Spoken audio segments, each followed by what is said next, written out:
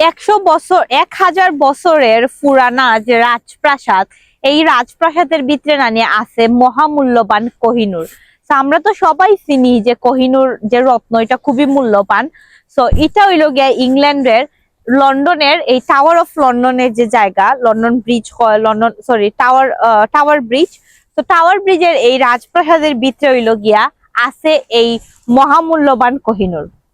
তো এই কোহিনূরটা আপনারা যদি দেখতে চান অবশ্যই টিকিট কাটিয়া ঢুকা লাগে, দেখা যায়। আমি আসলে কোনোদিন গেছি না বা জানিও না, আমি যদি কোনোদিন যাই তো অবশ্যই আপনার লগে ভিডিও শেয়ার করবো।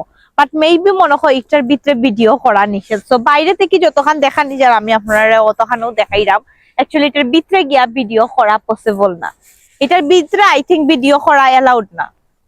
তো এই যে রাজপ্রাসাদ দেখরা আপনারা, এটা বিশাল বড়, বহুত বড় একটা দুর্গ দিয়া মানে এই রাজপ্রাসাদটারে ঘেরিয়া রাখা হয়েছে, খুবই সুরক্ষিত, সেফটি মনে করেন সবাই।